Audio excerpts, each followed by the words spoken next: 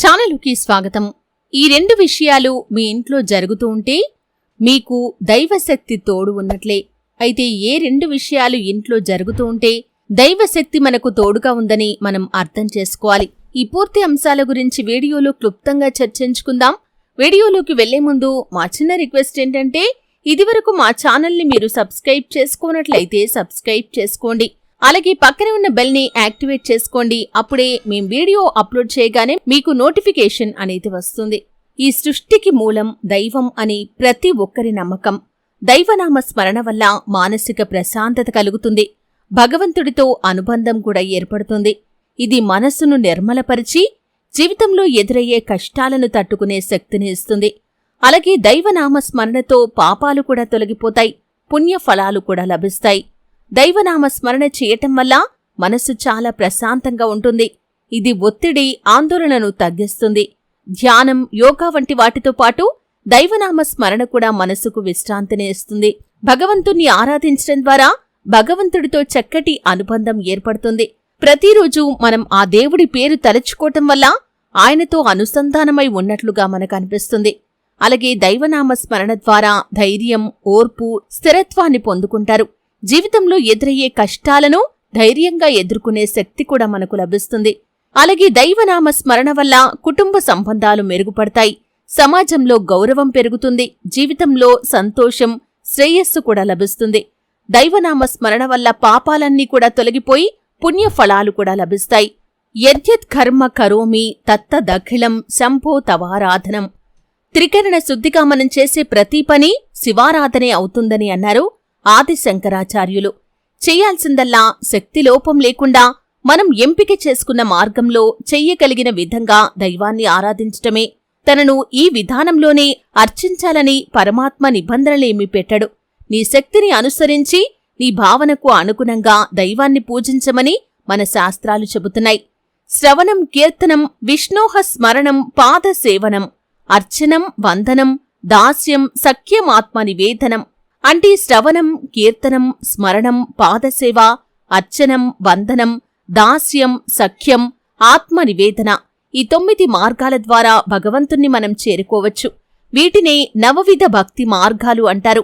భక్తుడు తనకున్న శక్తి సామర్థ్యాలు, అవకాశాన్ని బట్టి ఈ 9 మార్గాల్లో దేన్నైనా ఎంచుకోవచ్చు.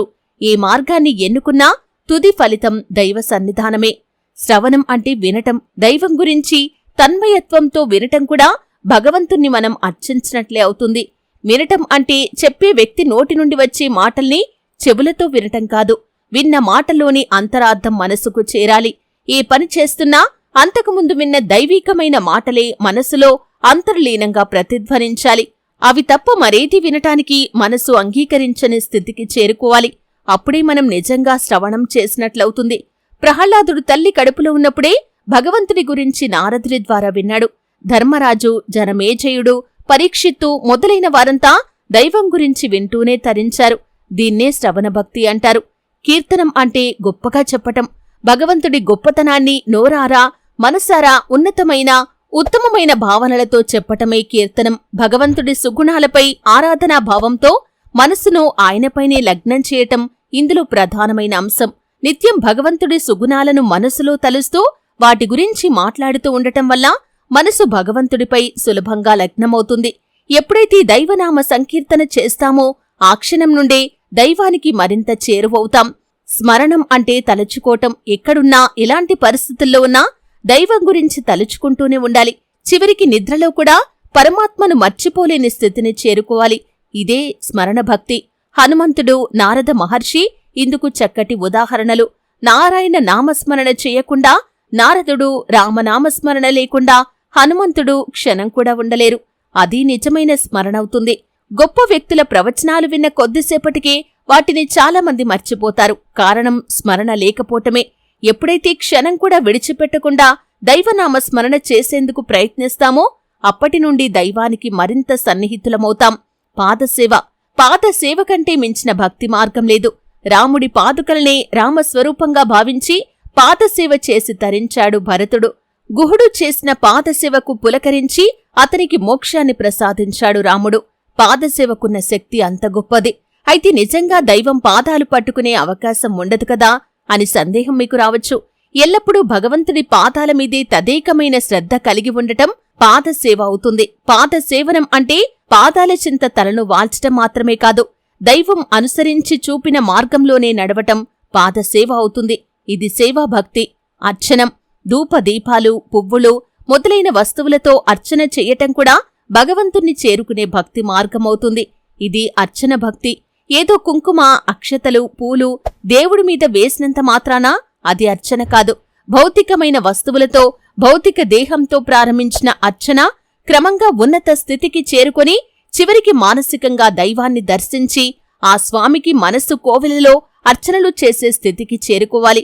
మనలోని దుర్గుణాలు పరమాత్మ పాదాల దగ్గర వదిలి దైవ ప్రేమను తీసుకోవాలి. రామకృష్ణ పరమహంస కాళికాదేవికి అర్చన చేసి తరించారు. వందనం అంటే నమస్కరించటం.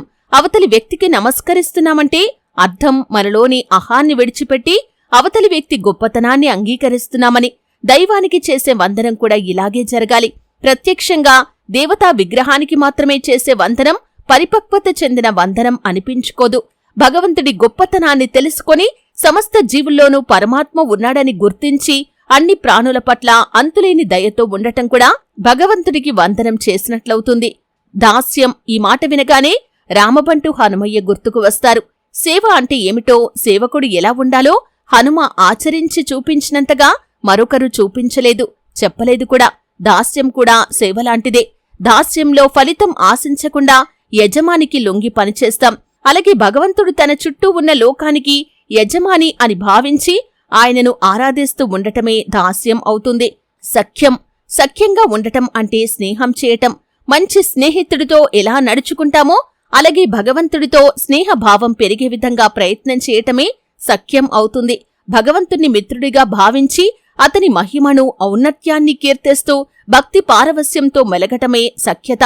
భగవంతుడు అంటే రాయో రప్పో కాదని విశ్వమంతటా వ్యాపించిన చైతన్యమే అని తెలుసుకొని ఆ దైవాన్ని తండ్రిగా, తల్లిగా, కొడుకుగా, ప్రియుడిగా, తాతగా, అది కాదంటే మనింట్లో పెద్దవాడిగా గుర్తించి మనం ఏం తిన్నా, ఏం తాగినా ఆయనకు సమర్పించాలి. ఆత్మనివేదనం. తనను తాను పూర్తిగా భగవంతుడికి సమర్పించుకోవటమే ఆత్మనివేదనం. తనదైనది ఏదైనా సరే అది పరమాత్మకు సమర్పించాలి. భౌతిక దేహం నుండి లోపల ఉండే జీవం దాకా అన్నింటినీ పరమాత్మ పాదాల దగ్గర వదలాలి. ఇందుకు ఎంతో సాధన, పరిపక్వత కావాలి. మన దగ్గర ఉన్నవన్నీ సమర్పించేశాక మిగిలేది ఆత్మ ఒక్కటే, అదే పరబ్రహ్మం. ఈ స్థితిలో భగవంతుడికి భక్తునికి భేదం లేదు, ఇద్దరు ఒకటే. ఈ విధంగా 9 మార్గాల్లో ఏ మార్గంలో అయినా సరే మీరు భగవంతుణ్ణి ఆరాధించి చివరికి భగవంతుడి సన్నిధానానికి చేరుకోవచ్చు. అయితే 2 విషయాలు ఇంట్లో జరుగుతూ ఉంటే కనుక భగవంతుడు మీకు తోడుగా ఉన్నాడు, దైవశక్తి మీకు తోడుగా ఉందని మీరు అర్థం చేసుకోవాలి. దాంట్లో ఒకటి ఏమిటంటే మీరు ఎన్నో కష్టాల్లో చిక్కుకొని ఉన్నారు. ఎటు చూసినా కాని ఆ కష్టాల నుండి బయటపడే మార్గమేమీ మీకు కనిపించటం లేదు. ఒక రకంగా చెప్పాలంటే ఒక ఊబిలో చిక్కుకొనిపోయి ఉన్నారు. అటువంటి పరిస్థితుల్లో మీరు ఊహించని విధంగా ఆ సమస్య నుండి బయటపడటం, అది ఆర్థిక సమస్య కావచ్చు, ఇంకా ఏదైనా సమస్య కావచ్చు, ఇలా మీరు ఊహించని విధంగా ఆ సమస్యకు పరిష్కారం దొరకటం, ఈ విధంగా జరిగిందంటే భగవంతుడు మీకు తోడుగా ఉన్నాడని, నిత్యం దైవశక్తి మీకు తోడుగా ఉందని మీరు అర్థం చేసుకోవాలి.